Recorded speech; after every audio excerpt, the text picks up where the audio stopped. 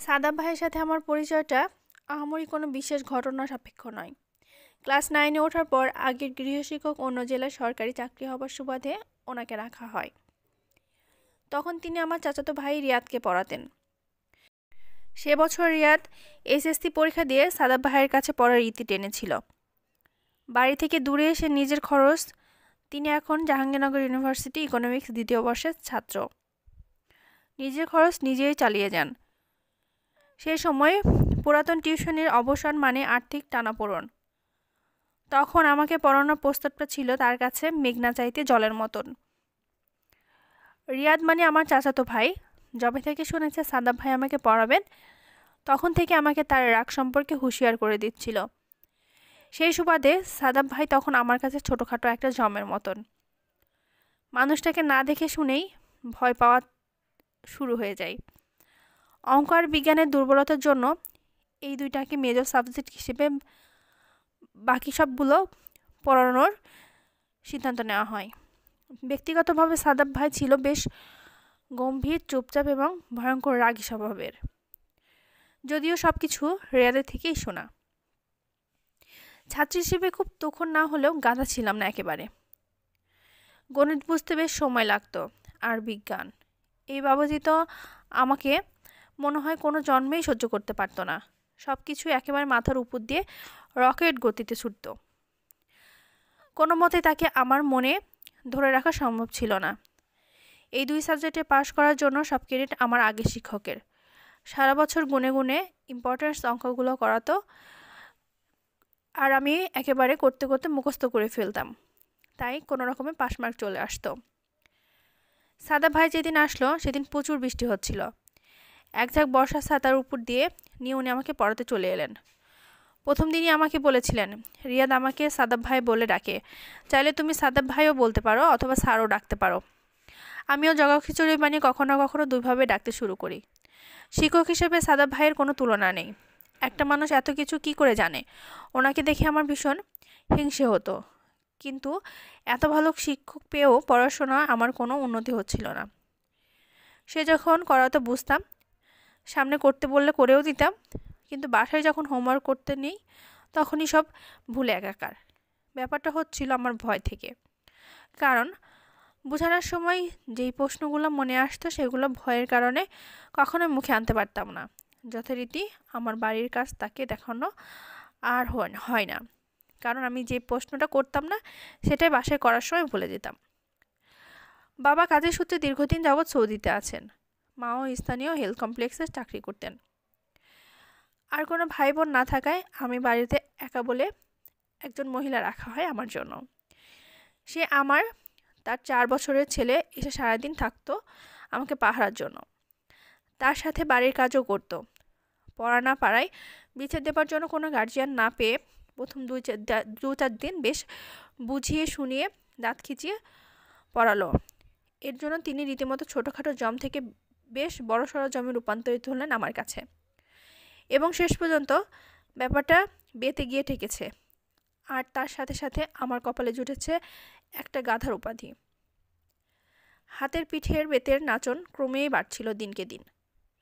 উপায় না পেয়ে শুরু করলাম চোখ বুঝে অঙ্ক মুখস্থ করা। যেন তেন মুখস্থ না, পুরাই তৌত পাখি।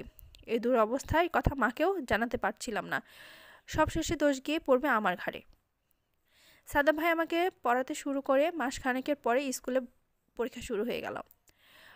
সব পরীক্ষা ভালো দিলেও গণিত পরীক্ষায় যা মুখস্থ করে গেছি তার থেকে শুধুমাত্র কমন পড়ল 13 নম্বর। দেখা দেখি সুযোগও পাচ্ছিলাম না। যা গার্ড দিচ্ছিল, উফ! আর বিজ্ঞান যে কী লিখেছি, বেশ চিন্তায় ছিলাম স্যার না অজ্ঞান হয়ে যায়। এ তো গেল খাতার খবর। পরীক্ষার অঙ্ক প্রশ্ন দেখলে সাদাব ভাই বেজায় খুশি। 1 মাস যতটুকু পড়িয়েছেন তার থেকে নাকি 56% কমন পড়েছে। আমি তো সেদিন ওনার মুখে এই কথা শুনে তাজ্জব বনে গেলাম। এই তুলি, 9 নম্বর কোশ্চিনটাতে কী নাম্বার পাল্টে দিয়েছে তুমি দেখেছ? করতে পেরেছ? প্রশ্নটা আমার দিকে এগিয়ে দিলে।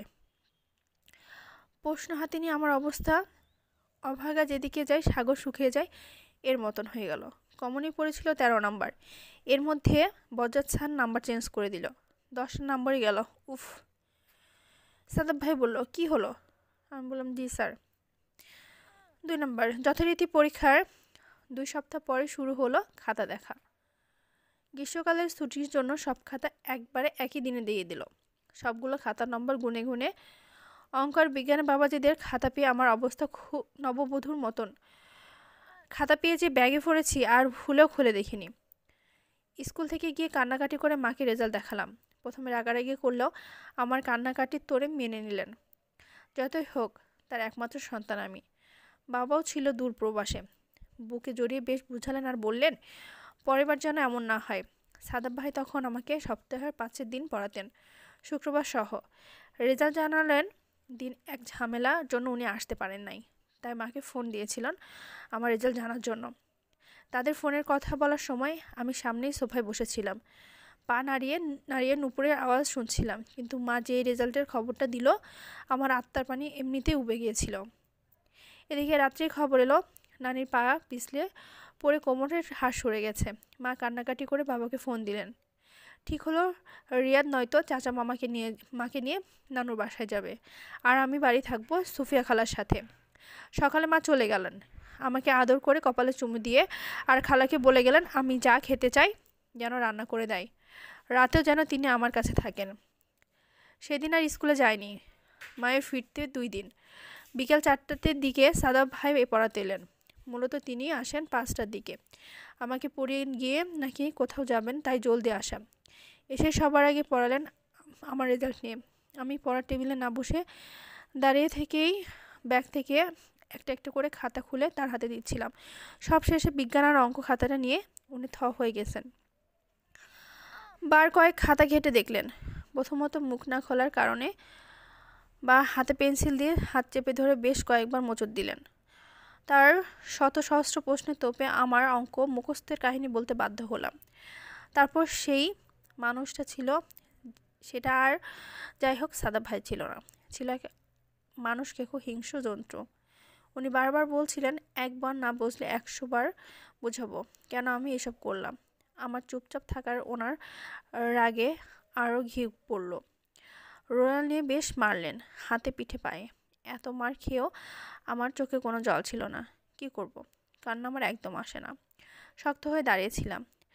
মা যে একেবারেই খায়নি তা না, কিন্তু আমি হলফ করে বলতে পারি সেদিনের মতো মার আমি কখনোই খাইনি।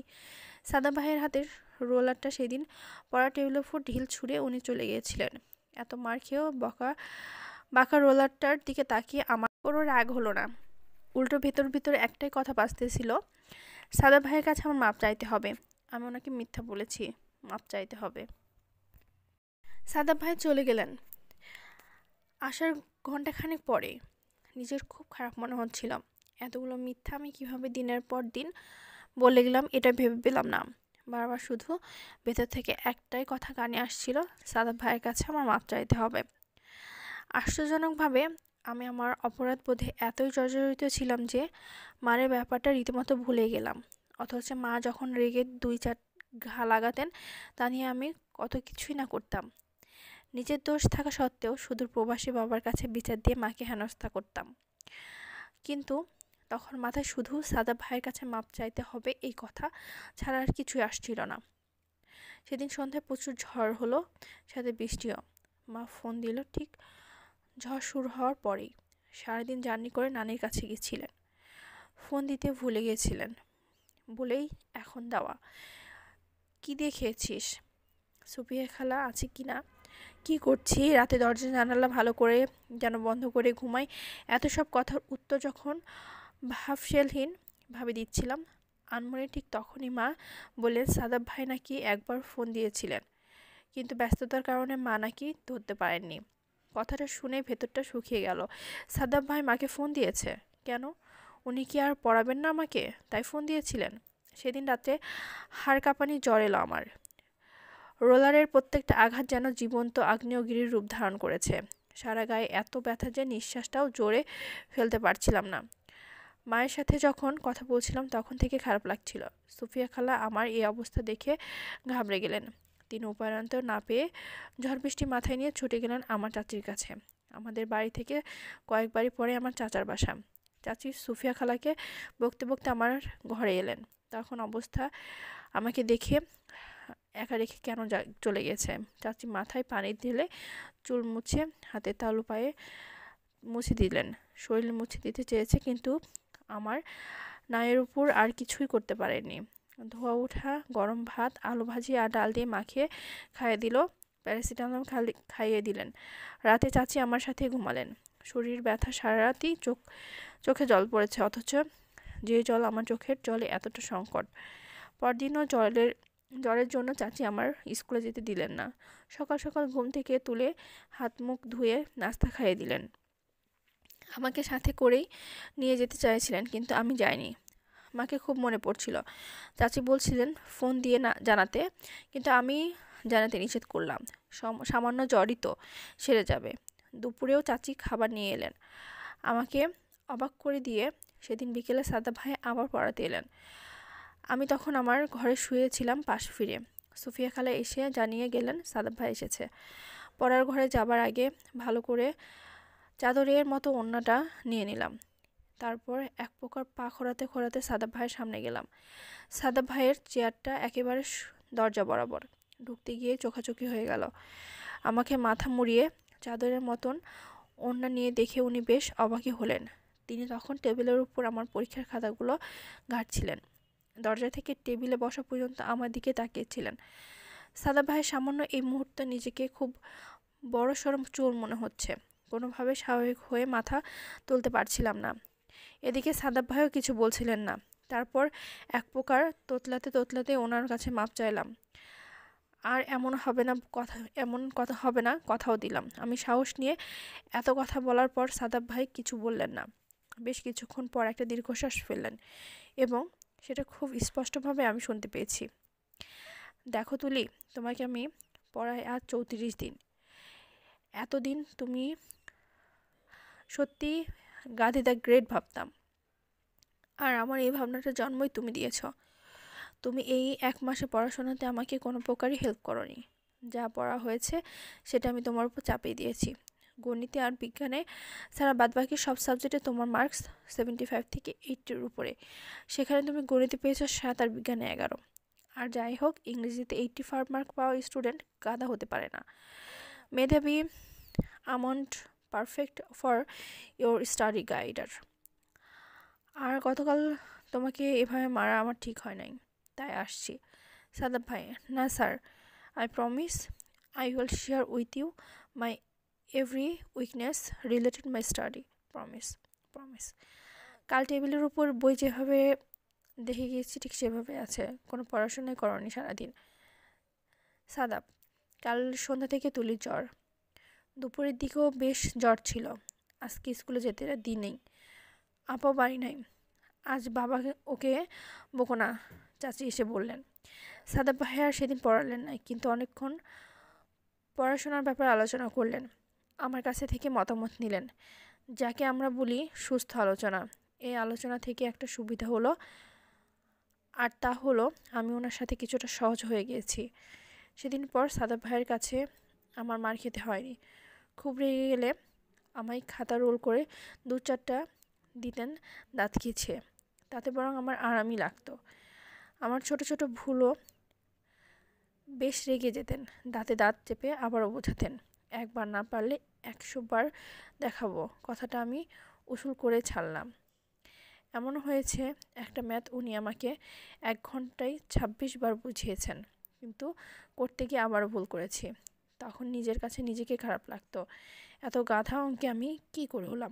সাদাব ভাই তখন দাঁতে দাঁত চেপে চোখ বন্ধ করে জোরে শ্বাস ফেলে নিজের রাগ সংবরণ করে আবার নতুন উদ্যমে পড়া শুরু করতেন। মাঝে মাঝে আমি হাল ছেড়ে দিয়ে বলতাম, তুমি হাল ছেড়ে দিল, আমি ছাড়ছি না। এর শেষ আমি করে ছাড়বো। সেদিন থেকে সাদাব ভাইয়ের চায়ের পাশাপাশি আমার জন্য হলুদ মেশানো গরম দুধ ও বাদামের ফেটা দুধ ও কখনো হরলিক্স পড়ার সাথে যোগ হলো। আর এসব হচ্ছিল সাদাব ভাইয়েরই কথা অনুসারে। আমাকে সময়ও বাড়িয়ে দিয়েছিলেন। আমার প্রতি সাদাব ভাইয়ের পরিশ্রম দেখে মা নিজে থেকে তার বেতন বাড়িয়ে দিলেন। বিজ্ঞানের জন্য উনি নানান টেকনিক আমাকে অ্যাপ্লাই করেছিলেন। খুব কঠিনগুলো নিজে নিজে মুখে মুখে পড়ে মুখস্থ করে দিতেন, আর বাকি গল্পগুলো কিছু থিম মাথায় ঢুকিয়ে দিতেন। সাহিত্য নিয়েও মজার মজার তথ্য আমাকে শেয়ার করতেন। পরের পরীক্ষায় গণিতে পেলাম ৪৯ আর বিজ্ঞানে ৬৭। রেজাল্ট দেখে সবচেয়ে খুশি আমি সাদাব ভাইয়ের মুখেই দেখেছিলাম। গম্ভীর মানুষটাকে হাসলে যে এত সুন্দর লাগে সেদিন আর চোখে প্রথম দেখলাম। দেখতে দেখতে এইচএসসি দিয়ে দিলাম। ততদিনে সাদাব ভাই অনার্স কমপ্লিট করে সিটি কলেজে চাকরি পেয়েছেন, ফার্স্ট ক্লাস। রেজাল্ট শুনে মা সাদাব ভাইকে ডেকে আনিয়ে কলেজে ভর্তির দায়িত্বটাও সেরে নিয়েছিলেন। সাদাব ভাই নিজেকে আমাকে নিয়ে সিটি কলেজে ভর্তি করে দিলেন। কলেজে ভর্তির পরও সাদাব ভাইয়ের কাছে পড়ার বহাল রইল। আমার সব কিছুতেই সাদাব ভাইয়ের মতামত আবশ্যক। মাও আমার ব্যাপারে সাদাব ভাইয়ের উপর বেশি নির্ভরশীল হয়ে গেল। আর আমার সব কিছুতে হস্তক্ষেপ করার সাদাব ভাইয়ের মৌলিক অধিকার হয়ে গেছে ততদিনে। তুলি, এভাবে চলবা, ভালোভাবে কথা বলবা, এমন করলে কেন, আজকে ওখানে দেখলাম কেন, এই সময় বাইরে কেন, ফোনে এত কথা কেন, খাওয়া দাওয়া করো না কেন, সব কিছুতেই মাও আমাকে সব কিছুতে সাদাব ভাইকে বলে দেয়। কবে জানি বলে, আজকে এতবার শ্বাস ফেলেছে তুলি। সব কিছু করতে গেলেও মা বাবা কি বলবে তা মাথায় আসে না। সাদাব ভাই জানলে আস্ত রাখবে কিনা এই ব্যাপারটা মাথায় ঘুরে। কলেজ থেকে 2 জন বান্ধবী মিলে বাড়িতে না জানিয়ে জাহাঙ্গীরনগর ইউনিভার্সিটিতে গিয়েছিলাম। অনেকটা জঙ্গল টাইপের ছিল তখন। বান্ধবী 2 জন তখন আমাকে আশেপাশে থাকলে বলে নিজেদের প্রেমিকদের সাথে হাতে হাত রেখে ঘুরতে চলে গেল। রাগে দুঃখে নিজের মতন হাঁটা ধরলাম। খবিশগুলোর মনে এই চলছিল, জানলে কখন আসতাম না। তবে নিরিবিলি এত সুন্দর পরিবেশ পেয়ে শয়তানগুলোকে মাপ করে দিয়েছিলাম। আনমনে নিজের মতন গাছপালা হাতড়ে ঘুরে ফিরে দেখছিলাম সব। সামনে তাকিয়ে দেখি সাদাব ভাই কার সাথে যেন কথা বলছেন আর সিগারেট ফুঁকছেন। সেদিন প্রথম জানলাম সাদাব ভাইয়ের সিগারেট খাওয়ার কথা। আমি ওনাকে দেখে কেটে পড়েছিলাম আগেই, উনি আমাকে দেখে ফেলেছেন। তারপর সামনের লোকটাকে কি যেন বলল, আমার সামনে এসে দাঁড়ালেন। তুমি এখানে কি করছো? এই কথা বলার সাথে সাথে সাদাব ভাইয়ের নাক মুখে ফুঁড়ে সিগারেটের ধোঁয়া আমার মুখের উপরে এসে পড়লো। সিগারেটের স্মেল একদম মুখে চলে গিয়েছে, মনে হচ্ছিল আমি সিগারেট খেয়েছি। উত্তর না পেয়ে সাদাব ভাই দাঁত খিঁচিয়ে আমার দিকে তেড়ে আসছিল। আমি সাইড হয়ে হড়হড় করে বমি করে দিলাম। থেমে থেমে 2 দফার বমি করলে উনি আমাকে টেনে অন্য জায়গায় নিয়ে গেলেন। কয়েকবার আমাকে জিজ্ঞেস করছে কার সাথে এসেছি, কিন্তু আমি মুখ খুলিনি। কিভাবে করব? হারামিগুলো গাছের আড়ালে দাঁড়িয়ে সামনে কান ধরে আকুতি মিনতি করে যাচ্ছে ইশারা ইঙ্গিতে। কারণ সাদাব ভাই জানতে পারলে একেবারে পিলে চটকে দিবে। কলেজে বাঘা স্যার বলে তো আর এমনি এমনি খ্যাতি নাম না তিনি। জবাব না পেয়ে টানা 30 মিনিট কড়া রোদে দাঁড় করে রেখেছে আর নিজে গিয়ে ছাউনির নিচে বসে রয়েছে। সামনে আমি একেবারে ঘেমে নিয়ে গেছি। রোদে চোখ অন্ধকারে দেখছিলাম। দয়া হলে ওনার টেনে আমার ছাউনির নিচে নিয়ে গেলেন। প্রথমে নাড়তে না চাইলে ঘাড় দেখালাম, একদম ঘাড় ভেঙে এখানে পুঁতে রেখে দিব বলে দিলাম। কেউ টেরও পাবে না, চুপচাপ বসো এখানে। আমাকে রেখে উনি সামনের দিকে চলে গেলেন। বেশ কিছুক্ষণ পরে 2 হাতে ডাব নিয়ে ফিরে এলেন। একটা আমার হাতে ধরে দিয়ে বললেন জলদি শেষ করতে। আমার তখন কি হলো জানি না, ডাব হাতে দেওয়া মাত্র ফেলে দিলাম। অন্য ডাবটা হাতে নিয়ে 10 মিনিট বসে রইলেন তিনি। আমি তখনও দাঁড়িয়ে আছি ঠাই। এদিকে রোদ্রের ঝিলিকি নিস্তেজ হয়ে আকাশে মেঘ করেছে। সাদাব ভাই আমার হাত ধরে সামনে থেকে বের হয়ে এলেন। আমি হাত ছাড়িয়ে দিলাম। তিনি আর কিছুই বললেন না। ওনার পিছু পিছু হেঁটে ভার্সিটি গেটে আসি। সেখান থেকে রিক্সা নিয়ে বাসায় পৌঁছে দিলাম। কলিং বেল চাপলে মা দরজা খুলে দিলেন। আমি সোজা ঘরে ঢুকে দরজার পেছনে চলে গেলাম। সাদাব, ভেতরে আসো। না খালাম্মা, আমার কাজ আছে একটু। এতে স্যালাইনগুলোও আছে, তুলিকে খাইয়ে দিবেন। আসসালামু আলাইকুম। মায়ের হাতে ডাবটা দিয়ে আসসালামু আলাইকুম বলে চলে গেলেন। সাদাব ভাইয়ের মায়ের হাতে ডাব ধরিয়ে দিয়ে যাবার পর থেকে কি হয়েছে জিজ্ঞাসা করতে করতে মুখে ফেনা তুলেছে মা একেবারে। আমার কাছে উত্তর না পেয়ে নিজেই বলতে শুরু করলো, হ্যাঁ রে তুলি, তুই কি মাথা ঘুরে পড়ে গিয়েছিলি কলেজে? কিরে, তোর মুখে এমন লাল হয়ে আসছে কেন? এই তুই ছাতা নিয়ে যাসনি কেন আজকে? তোর যে রোদের তাপে প্রবলেম তুই জানিস না? এখন তোর পিছনে ছাতা নিয়ে ছোটার মতো আমার মানুষ রাখতে হবে নাকি? হ্যাঁ, বিরতিহীনভাবে বকেই চলেছে, থামাথামি নেই। উফ। সাদাব ভাই আমাকে পড়াতে এলেন পরের দিন বিকেলে। বিছানায় গল্পের বই নিয়ে পড়তে পড়তে সবেমাত্র চোখটা লেগে এসেছিল প্রায়। তখন এই সময় সুফিয়া খালা এসে বলে গেলেন, সাদাব ভাই এসেছে। কথাটা শুনে বেশ বিরক্ত হলাম। ইচ্ছে করছে না বিছানা ছেড়ে উঠি। রাতে মাথা ব্যথার জন্য ঘুমাতে পারিনি। সব ঘুম যেন এখন ভর করেছে আমার চোখে। কোনো মতে হেলে দুলে চোখে পানি দিয়ে চলে গেলাম পড়ার রুমে। বেশ ভয় করছে কালকের ঘাটতেরামির জন্য। না জানি কি শাস্তি দেয় আবার। বেশ স্বাভাবিকভাবে তিনি পড়ালেন। কিছুক্ষণ পড়ে লিখতে দিলেন। লিখছি এমন সময়। বান্ধবীদের প্রেম করতে সাহায্য করা দোষের কিছু না। এই রকম সাহায্য আমি নিজেও করলে অনেক করেছি। হাত দুটো মুঠো করে মুখের কাছে ঠেকিয়ে। দোষের না হলে আমার রোদের মধ্যে দাঁড়িয়ে করে 30 মিনিট দাঁড়িয়ে করে রাখলেন কেন? হাতে কলম খাতার উপর রেখে। 26 মিনিট ছিল। এক কাজ করো, কাল কলেজ ছুটির পর আমার সাথে দেখা করো। 26 মিনিট রোদে দাঁড় করিয়ে রাখবো। কেন? তুমি বললে না রোদে দাঁড়ানোর সময়টা ফেরত দিতে। বলেই জোরে হেসে উঠলেন। নিজের কথায় নিজেই ফেঁসে গিয়েছে, তাই কথা না বাড়িয়ে লেখায় মনোযোগ দিলাম। লিখতে লিখতে একেবারে ঝিমুনি এসে গেছে প্রায়। লিখতে লিখতে কখন যে ঘুমিয়ে গেলাম টেরই পেলাম না। ঘুম ভাঙার পর বেশ চমকিয়ে গেলাম। এতক্ষণ টেবিলে বসে বসে ঘুমাচ্ছিলাম সাদাব ভাই। তার চেয়ারে তাকাতেই দেখলাম চেয়ার ফাঁকা, আর তার সাথে আমার পড়ার টেবিলটাও গোছানো। আর মোড়া ভেঙে খাতার অফ করতেই দেখলাম কোণায় গোটা গোটা করে লেখা। আর যেন টেবিলে ঘুমাতে না দেখি। ইস, কি লজ্জা, কি লজ্জা! আমি সাদাব ভাইয়ের সামনেই ঘুমিয়ে পড়েছিলাম। লজ্জায় দুহাত মুখ ঢেকে দিয়ে বসে রইলাম কিছুক্ষণ। এর মধ্যে সাদাব ভাই মায়ের কাছে ফোন করে তিনি 3-4 দিনের ছুটি নিলেন। আমার আর পাইকে তখন বাঁধনহারা ঘাস ফড়িংয়ের মতো দাপিয়ে বেড়াচ্ছিলাম 4 দিন। কিন্তু সাদাব ভাই এলেন পুরো 7 দিন পর। 5 দিনের মাথায় স্বামী আমার ছোটবেলার বান্ধবী এসে মাকে রাজি করিয়ে 2 দিনের জন্য নিয়ে গেলেন। বৃহস্পতিবার হওয়ায় মা আর বাধা দেননি। শনিবার সকালে মা স্বামীদের বাড়ি ফোন করে দিয়ে জানালেন সাদাব ভাই নাকি বিকেলে পড়াতে আসবেন। আন্টি সেদিন আমার দুপুরে কোনো রকম খাইয়ে ছেড়ে দিলেন।